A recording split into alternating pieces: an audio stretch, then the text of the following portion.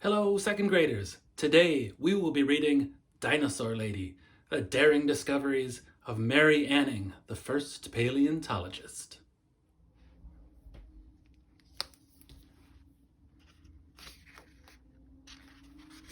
Dinosaur Lady, the daring discoveries of Mary Anning, the first paleontologist. Words by Linda Skeers. Pictures by Marta Alvarez Miguens. Mary Anning dodged high tides and crashing waves to scour the beach near her hometown of Lyme Regis, England.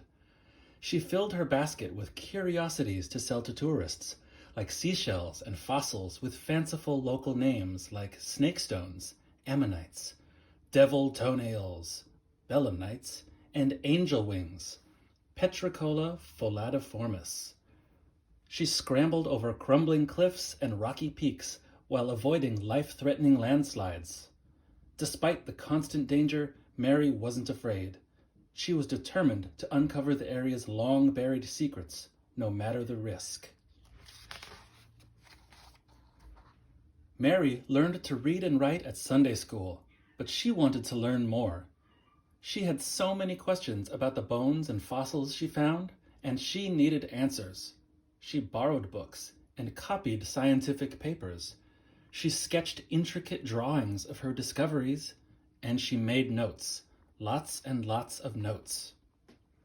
One morning, when Mary and her brother were exploring the cliffs, they saw something surprising. Nestled in the rock was a large eye socket, looking right back at them. Carefully, they chiseled away dirt and stone to expose a 4-foot-long head with a pointed snout. Massive jaw, hundreds of teeth. It was frightening, but Mary wasn't scared. She was fascinated. They coaxed workers from the village to help dig it out and carry it home. While the men returned to their work, Mary set out to find the creature's body. The cliffs were constantly shifting and sliding. It had to be buried nearby. But where? Day after day, Mary scrambled over the cliffs. Week after week she searched, month after month. After almost a year, Mother Nature lent Mary a helping hand.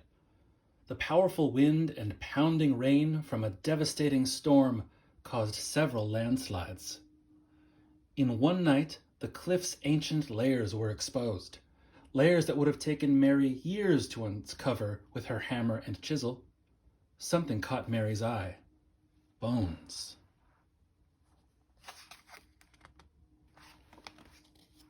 Boldly, Mary chipped away and uncovered ribs, vertebrae, flippers.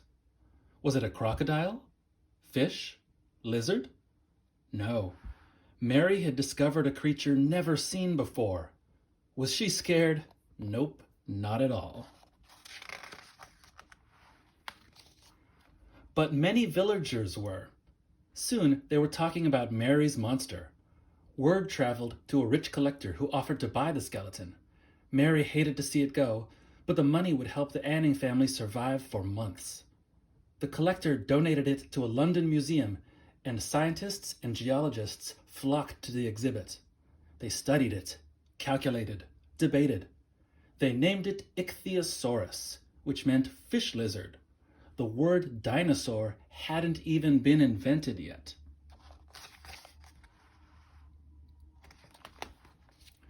They made an announcement that shocked the world. Mary's find wasn't just old, it was millions of years old. Their declaration shattered the commonly held belief that the Earth was only 6,000 years old. Also, no one had realized that a species could become extinct until they studied the remains of a creature that no longer walked the earth. While others discussed her discovery, Mary kept exploring and learning.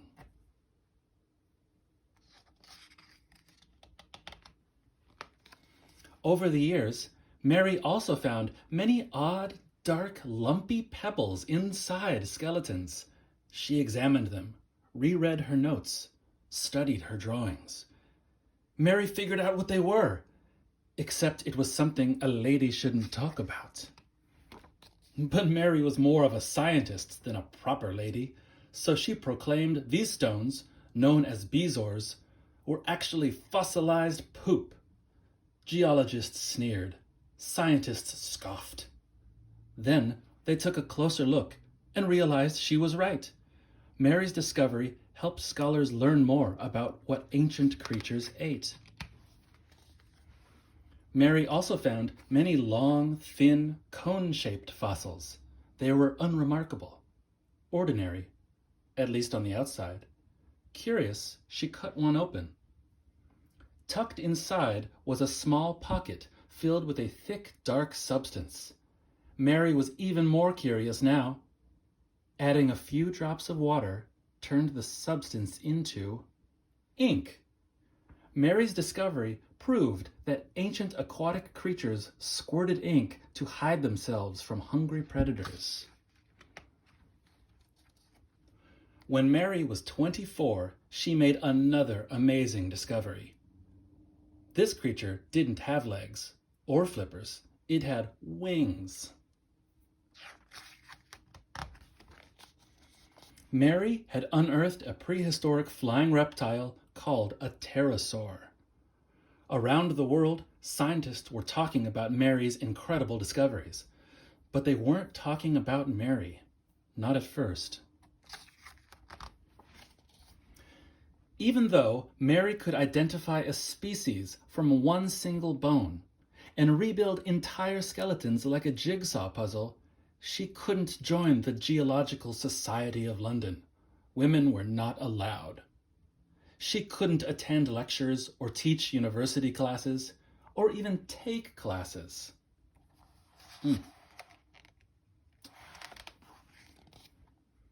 But Mary knew her discoveries were important and would change the way people viewed the Earth's past. And so did many geologists, scientists, and scholars. Because where did they go when they had questions? Straight to Mary's cottage. Eager to learn more, they followed her over cliffs, even if it terrified them. And it did. Just like long-buried fossils, Mary's achievements have slowly been uncovered and shared with the world. Her daring discoveries helped form paleontology, the branch of geology that uses fossils to study prehistoric life. And she did all that with a homemade hammer, a chisel, and a never-ending quest to fearlessly keep exploring and learning. That's the end of the story, but here's some bone bits and fossil facts. A paleontologist is a scientist who studies fossils. Megalosaurus was the first dinosaur officially named in 1824. In 1842, paleontologist Richard Owen coined the term dinosaur from the Greek dinos, meaning terrible, and saurus, meaning lizard. Over 700 different kinds of dinosaurs have been discovered and named. A fossil, Latin for having been dug up, is the remains of an animal or plant that has turned to rock over many years. An ammonite is a prehistoric sea creature with a spiral shell often found on beaches. A belemnite is a prehistoric sea creature like a squid, which squirts ink to defend itself from predators. Coprolites is the fancy name for fossilized poop, also known as bezoars. They were at one time thought to have all sorts of medicinal properties. Dinosaur fossils have been found on all 7 continents. Some dinosaur eggs were as small as your thumbnail, others the size of basketballs. Petricola tholatiformis is a type of clam, also known as the false angel wing, because its ribbed white shells resemble angel wings. And here is the Mary Anning timeline. She was born May 21st, 1799. The next thing on the timeline, August 19th, 1800, Baby Mary is struck by lightning and survives. What? 10 years later, Mary's father, Richard Anning, dies. 1 year later, in 1811, Mary and her brother discover the Ichthyosaurus. In 1823, Mary discovers the complete Plesiosaurus. 1824, Mary announces that bezoar stones are actually fossilized poop. Going down the timeline. 1826, Mary discovers a belemnite fossil containing dried ink. Mary opens Anning's Fossil Depot.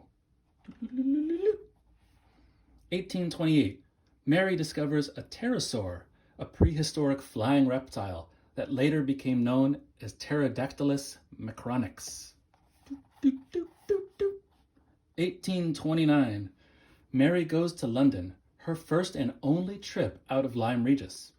Mary discovers Squaloraja polyspondyla, a fish believed to be an evolutionary link between sharks and rays. Wow, another amazing discovery from Mary. 1844, King Frederick Augustus II of Saxony visits Mary in her shop. March 9th, 1847, Mary dies of breast cancer at age 47. 2010, the Royal Society of London names Mary Anning one of the 10 most influential British women of science. Wow, so she got some recognition much later.